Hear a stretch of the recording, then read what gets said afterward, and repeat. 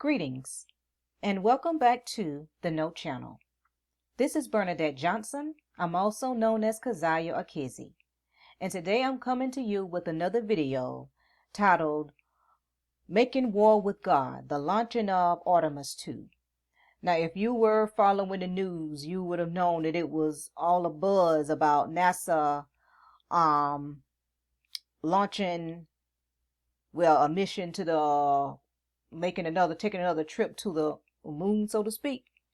And this Artemis 2 was, yet another one of their space missions. And it was all a buzz in the news, this month. And they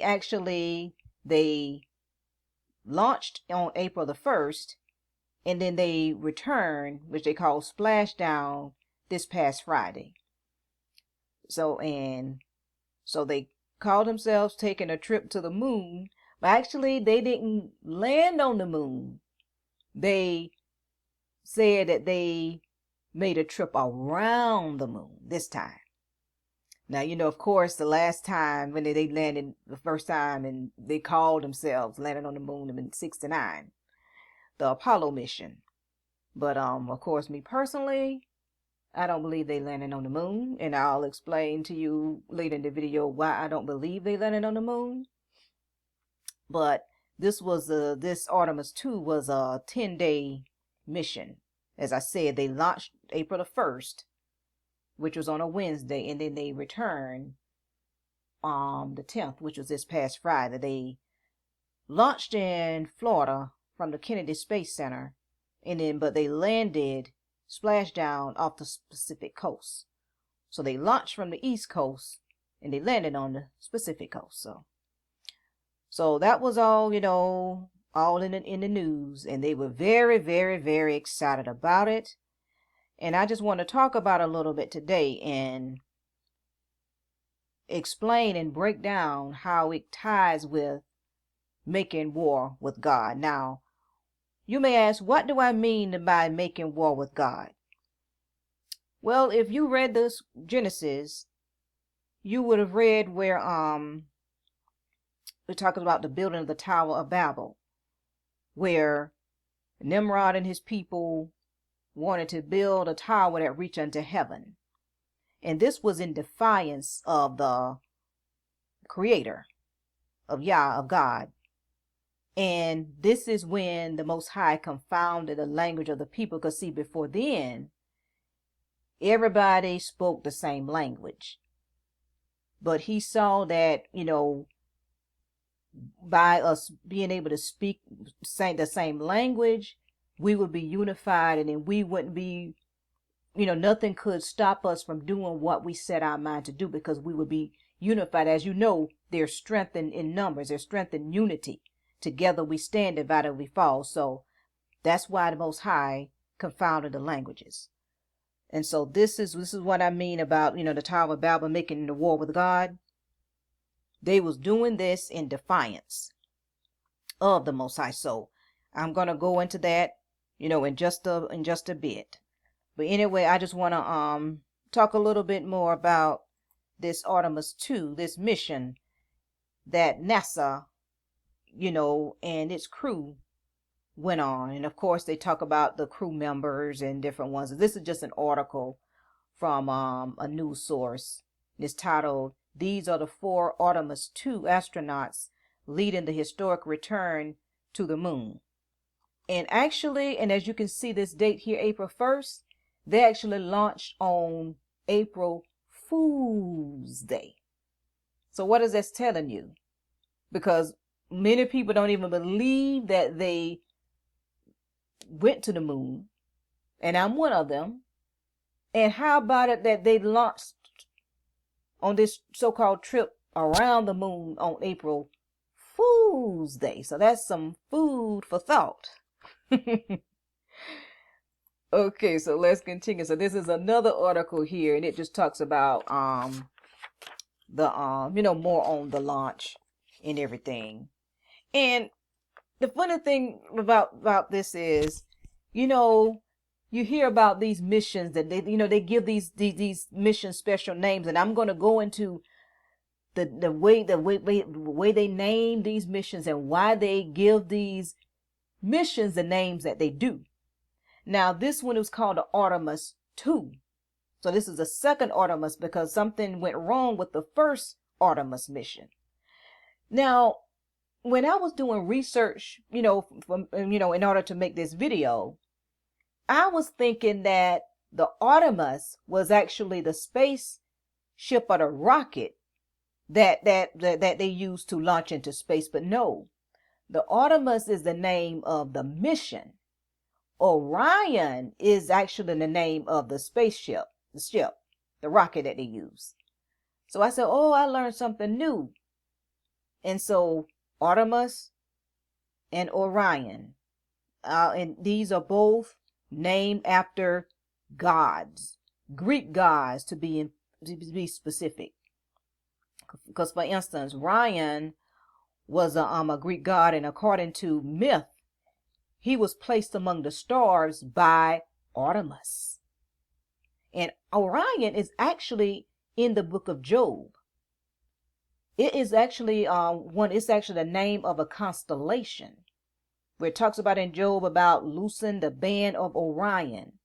So that's showing how these so-called gods, which are actually fallen ones, fallen angels, they call themselves emulating the Most High. Because there's actually a constellation named Orion. So they are exalting themselves, above, the stars of the Most High. They trying to be like Yah, being like the Creator. And they want to, how can I say, embody the greatness of the Most High's creation, the constellation, the stars. So I just found that interesting how Orion is actually mentioned in the book of Job, not as a god, not as an idol, but as one of the constellations created by the Most High. So yes, these gods, these fallen angels, they do a lot of emulating the Most High, and that's defying the Most High when they emulate the Most High. So let's go to the scriptures now. So let's go to Genesis 11. Now, this is the passage about the Tower of Babel. So let's read this. This is Genesis 11, verses 4 through 8. And they said, go to, let us build us a city and a tower, whose top may reach unto heaven. And let us make us a name, lest we be scattered abroad upon the face of the whole earth. And the Lord, or Yahweh, came down to see the city and the tower which the children of men builded. And the Lord and Yahuwah, or Yahuwah, behold, that the people is one, and they have all one language. And this they begin to do, and now nothing will be restrained from them, which they have imagined to do. Go to, let us go down there and confound their language, that they may not understand one another's speech. So the Lord, Yahweh, scattered them abroad from thence upon the face of all the earth, and they left off to build the city. So yes, this was the Tower of Babel, and of course, this was one of the areas where Nimrod ruled, and Nimrod was the founder of a lot of this idolatry, these idol gods. If you do the research, and you do a thorough enough research, a lot of these gods traces all the way back to Nimrod and his wife Semiramis. Now, I want to go to another book, and let's read the same account in this other book. Now, this is in the book of Jasher. Now, Jasher is not a part of the 66 books. However, it's mentioned in 2 of the 66 books. It's mentioned in the book of Joshua and in 2 Samuel. It talks about, so there was a book of Jasher. Now, this book Jasher is a thing of maybe of debate between, people, because some says, oh no, it's not a legitimate book, and some says it is. They just removed it from the from the Bible, so to speak.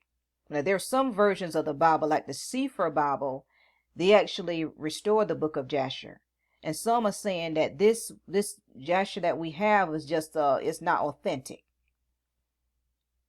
And then also they may say, oh, it's some discrepancies in it. And I understand all that. And I'm, as far as like the book of Jasher, but my thing is, a lot of times these books that they say were removed from the Bible, because not all of the holy scriptures made it into the canon. The Catholic Church, they were the ones who decided which of the holy scriptures would be, the holy writings would be included in the canon, and they selected 66 books. But there are many more holy scriptures than what we have now with the 66 books. And Jasher was one of them. Now, I can't say for certain that the Jasher that we have access to now is the actual one that was once a part of the holy scriptures. But anyway, I like to read the extra books, because a lot of times they help to fill in some of the gaps that's left, that's present with the 66 books. And Jasher does that. And this account of the Tower of Babel goes into more detail than Genesis does. So let's read it. So Jasher, this is Jasher chapter, and you can actually find the book of Jasher online. You can just Google it. You can find an online version. But I have a print. I just like to read in print. But anyway, this is in Jasher chapter 9, verses 29 through 30. And it reads, And the Lord, or Yahweh, knew their thoughts. And it came to pass, when they were building, they cast the arrows toward the heavens, and all the arrows fell upon them filled with blood. And when they saw them, they said to each other, Surely we have slain all those that are in heaven. For this was from the Lord, or Yahuwah, in order to cause them to err, and in order to destroy them from off the face of the earth. See, Jasher goes into more detail. So this is showing that their intentions to build that tower was to make war with the Most High and the angels. Because see how they were shooting arrows, and the Most High, the Creator, he had arrows to come back down to earth with blood to deceive the people, thinking that they were slain. They slayed the host, the heavenly host. How foolish! But that's what. See, they were so,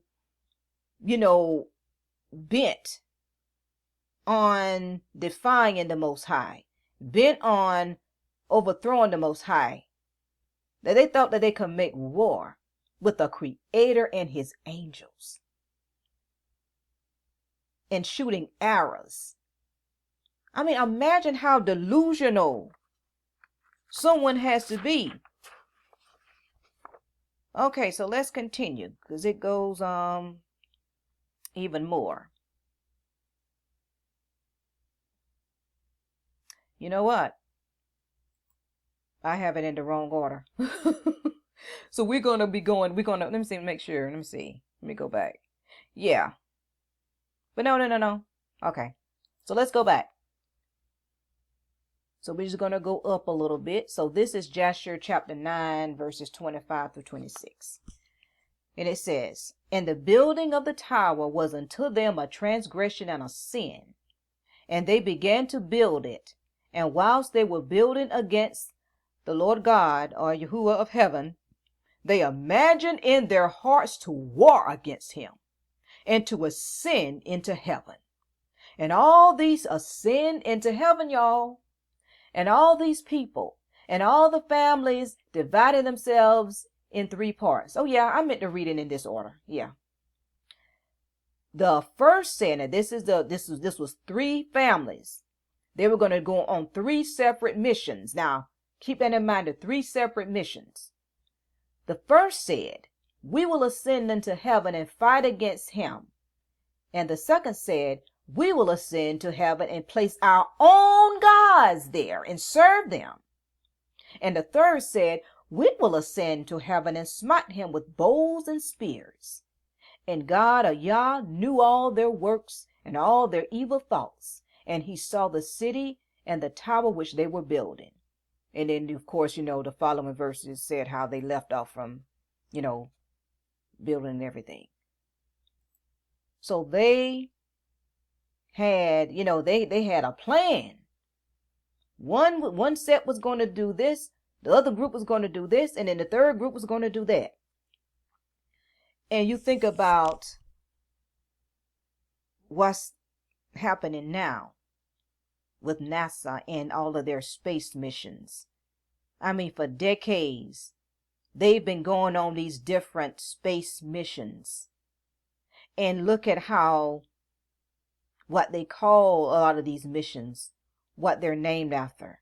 Now, one of the most famous ones was the Apollo, the first trip to the so-called trip to the moon in 1969, called Apollo. So that means this was the 11th mission. All these attempts, all these tries, what are they really doing? Of course, from a scientific point of view, they'll just say, oh, they're just doing research. They're just exploring. They want to know about, other planets and other places and all of that. We just need to explore. That's there. See, that's the surface level of the matter, but there's always something underlying, an underlying motive that they won't, readily reveal. And like I said, of course, I don't even believe they landed on the moon in 1969. And they said the last time they landed on the moon was 1972. But like I said, I don't believe they landed on the moon the first time. Yeah. Because they said they didn't return to the moon. They didn't return to the moon since 1972. Now you think how strange that is. I mean, our technology, and I always wonder that. Our technology is so far more advanced now. And we hadn't landed on the moon since 1972, so they say. I find that strange. And how in this mission, Artemis II, is the farthest they ever traveled. And they going around the moon. Why didn't they land on the moon? Now, something doesn't smell right. But anyway, let me take a little drink of water. Anyway, as I was saying, how these missions and these spacecrafts are often named after gods, and like this one, Apollo. So what was the god Apollo? Who was the god Apollo? The Greek god. And it says, Apollo was one of the Olympian deities, and his numerous functions including healing, prophecy, music, poetry, and archery. So he was a son of Zeus and Leto, and a twin brother of Artemis. He was a twin brother of Artemis. So now you had the Apollo missions to the moon. And now you have this Artemis. Decades later, you have these Artemis missions, to the moon or around the moon. And what? They were twins. Artemis was a twin. Well, Apollo was a twin sister of Artemis. And now we're going to look up and see who was Artemis. And of course, she's a Greek goddess, a goddess of hunting in the wilderness and wild animals and nature. But she is also Diana is her Roman equivalent. And Diana, just like Artemis, is also a moon goddess. And a lot of times, Artemis and Diana are used interchangeably. But Diana is known for being the moon goddess. Trip to the moon. Artemis, also a moon goddess, even though it doesn't say it here, but for them to say that she's the equivalent, they're the equivalent of each other, well, that would mean Artemis is a moon goddess too. The trip to the moon, Artemis, moon goddess. There you go. It all ties back to idolatry and them giving these missions and these rockets the name after gods it takes us back to, I just want to go back to Joshua 9:25-26. We will ascend to heaven and place our own gods there and serve them. And you know how the U.S. takes such pride in these space missions. So are they really in a way doing what the people at the Tower of Babel doing?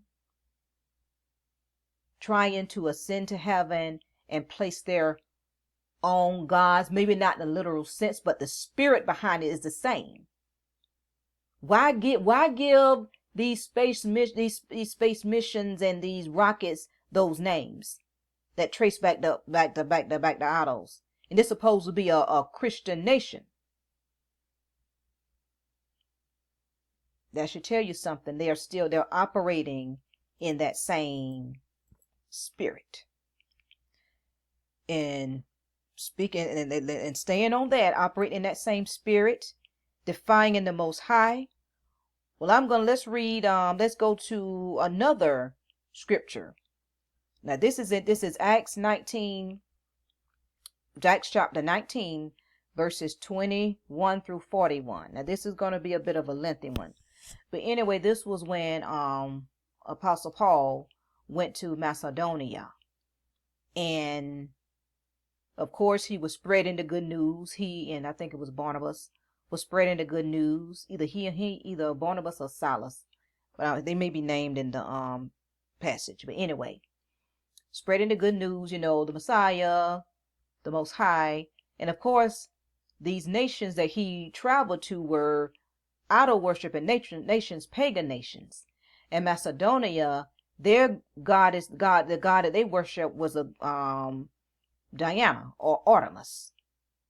And then the silversmith, which was Demetrius, his job was to make these, this goddess, statues of this goddess. And he felt threatened by Paul and the rest of the apostles, because it would put his profession and other silversmiths' profession in danger. Because if the people turned away from Diana or Artemis, he's out of a job. And so he stirred up the people, against Paul and the rest of the Messianics and the Israelites that were bringing this good news. So let's read. So it says, after these things were ended, Paul purposed in the Spirit, when he had passed through Macedonia and Achaia, to go to Jerusalem, saying, after I have been there, I must also see Rome. So he sent unto Macedonia 2 of them that ministered unto him, Timotheus and Erastus. But he himself stayed in Asia for a season. And the same time there arose no small stir about that way. That's like the good news. For a certain man named Demetrius, a silversmith, which made silver shrines for Diana, see, she's named Diana here, brought no small gain unto the craftsmen, whom he called together with the workmen of like occupation, and said, Sirs, ye know that by this craft we have our wealth. Moreover, ye see and hear that not alone at Ephesus, but almost throughout all Asia, this Paul hath persuaded and turned away much people, saying that they be no gods which are made with hands. So that not only this our craft is in danger to be set at naught, but also that the temple of the great goddess Diana should be despised, and her magnificence should be destroyed, whom all Asia and the world worshipeth. And when they heard these sayings, they were full of wrath, and cried out, saying, Great is Diana of the Ephesians. And the whole city was filled with confusion. And having caught Gaius and Aristarchus, men of Macedonia, Paul's companions in travel, they rushed with one accord into the theater. And when Paul would have entered in unto the people, the disciples suffered him not. And certain of the chief of Asia, which were his friends, sent unto him, desiring him that he would not adventure himself into the theater. That some therefore cried one thing and some another, for the assembly was confused, and the more part knew not wherefore they were come together. Okay. And they drew Alexander out of the multitude, the Jews putting him forward, or Yehudim putting him forward, and Alexander beckoned with the hand, and would have made his defense unto the people. But when they knew that he was a Jew or an Israelite, all with one voice about the space of 2 hours cried out, Great is Diana of the Ephesians. And when the town clerk had appeased the people, he said, Ye men of Ephesus, what man is there that knoweth not how that the city of the Ephesians is a worshipper of the great goddess Diana, and of the image which fell down from Jupiter? Seeing that these things cannot be spoken against, ye ought to be quiet, and to do nothing rashly. For ye have brought hither these men, which are neither robbers of churches, nor yet blasphemers of your goddess. Wherefore, if Demetrius and the craftsmen which are with him have a matter against any man, the law is open, and there are deputies. Let them implead one another. But if ye inquire anything concerning other matters, it shall be determined in a lawful assembly. For we are in danger to be called in question for this day's uproar, there being no cause whereby we may give an account of this concourse. And when he had thus spoken, he dismissed the assembly. So the reason I read this was just to show, that spirit, of those who worship, idols and this goddess Diana, and how they stood, in defiance of the Almighty Creator. You had missionaries bringing them, the good news and the worship of the one true God, one true mighty one true creator. And here Demetrius, the silversmith, stirring up the people against Paul and his companions and saying, Great is Diana. So see how they were exalting this goddess Diana in defiance of the one true creator. See, it's that same spirit that stands in defiance of the creator. And you think about Artemis, Diana, Apollo, and all these missions, these space missions that they're going on. What real are they doing? Are they acting in the same spirit as the people at the Tower of Babel? Are they acting in the same spirit as these people, these worshipers of the goddess Diana in Macedonia? I would say yes. Yes, they are. That spirit of defying the Creator is very much alive. It may be in a different way now. They may not have, statues, worshiping and saying great such and such, but that same spirit. Look how they are about NASA, how they are about traveling out of space in these space missions.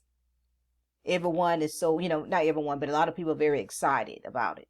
And I just want to say this, when I was a child, I actually wanted to be an astronaut because I was always fascinated about traveling out of space.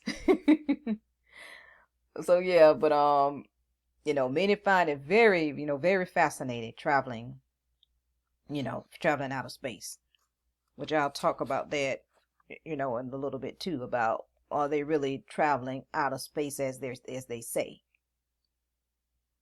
Now I was talking about the different missions.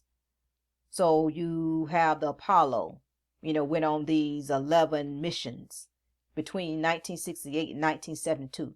6 missions successfully landing on the moon, so they say. And that brings me back to what I read in the book of Joshua, how 3 sets of groups plan to carry out 3 different missions. It's the same thing here. These separate different missions, these Apollo missions, and also Artemis. Artemis is in the works of carrying out 5 missions. So they just completed the Artemis II. So now and you see where they plan to carry out 3 in 2027 and 4 in 2028. So they have their plans in the works for multiple Artemis missions. So as you can see, there are a lot of, parallels here. And you think about how they, in a tower, like a Tower of Babel, they built the tower to reach unto heaven, shooting their arrows into heaven, calling themselves making war with the Most High. Now, do you all remember another space mission, a shuttle called the Challenger, that exploded back in the January of 1986? Now, this was a very way, and it unalived 7 of the crew members. And it traumatized the nation. But think about it. Why will you call the space shuttle the Challenger? What do you mean by Challenger? What are you challenging? Are you challenging the Most High by shooting your arrows, aka rockets, into the heavens in defiance of the Most High? You call yourself exploring, but what are you really exploring? Is this just innocent scientists trying to learn more about the universe in which we live? Or is it something darker going on? But I'm here to say that you're shooting your arrows to the heaven, you're launching your rockets into the heaven, is a futile mission, because you cannot break Yah's barrier. You cannot break Yah's barrier, because he set the firmament over the earth. And it's like that firmament, as the scripture says in Isaiah 40:22.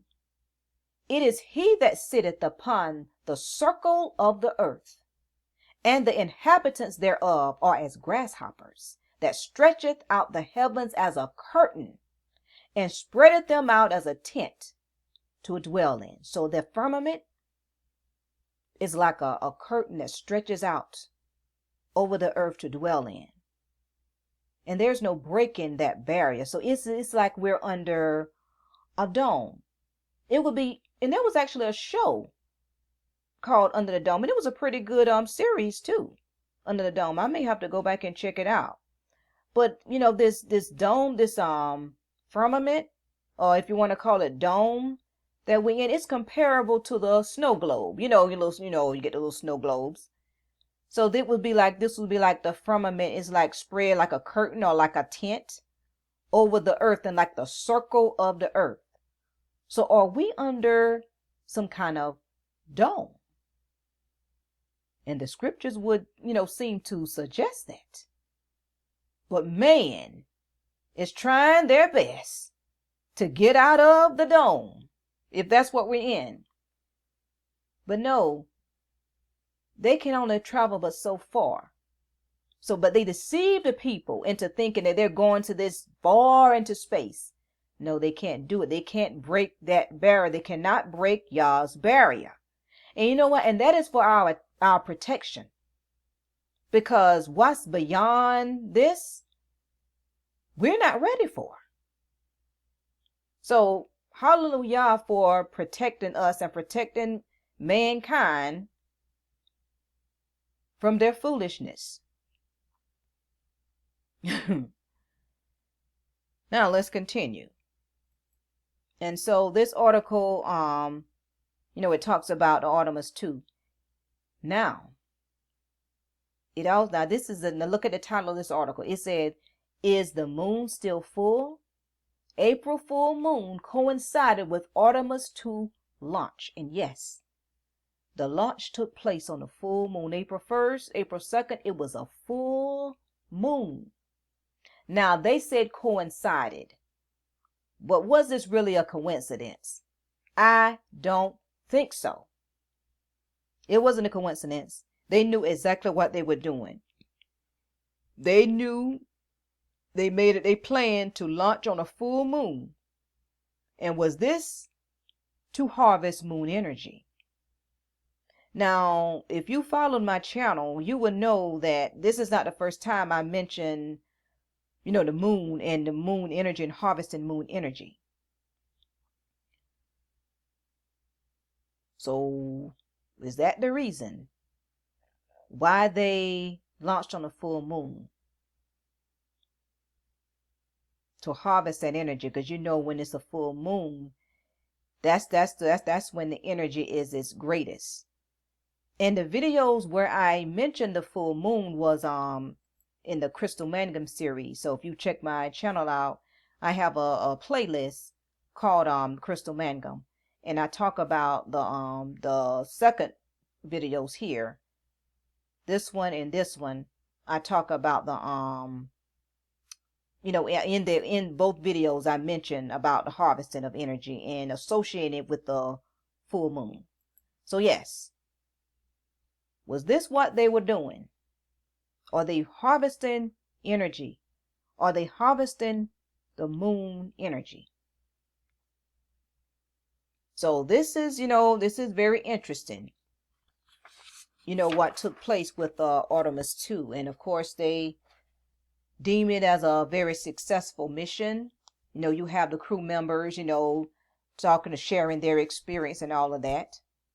And everyone, different ones, are very excited and interesting and intrigued by all of this. But are these just innocent missions they're going on, where they're just exploring, they want to learn? No. When it comes to the powers that be, there's pretty much nothing innocent about what they do. There's always some dark underlying motive, because they always have some scheme going, some conspiracy going. It's almost never innocent with them. So do I think that they are moving in the spirit of those in the Tower of Babel, standing in defiance of the Most High? I absolutely do. So I guess, for next few weeks, we're going to be hearing about this Artemis II mission.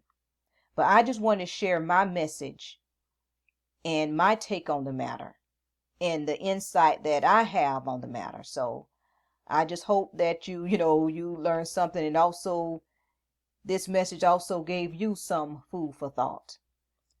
So that concludes my message. And until next time, and also too, please make sure to subscribe to my channel and also like this video and to leave a comment, because it's important that you like the video and at least like it. If you don't want to leave a comment, I know sometimes you may not want to leave a comment, but if you can at least like it, because that'll help it, be in the algorithm. So I need all the help I can get to get my videos in the algorithm. So hopefully I'll start posting more regularly, because see, the YouTube rewards consistency. And I haven't been posting consistently, uploading consistently. So I'm going to try to start, uploading videos consistently. I got my computer back, so I'm back in business. So, so hopefully I'll load, more regularly. But anyway, that's my message. So until next time, be blessed.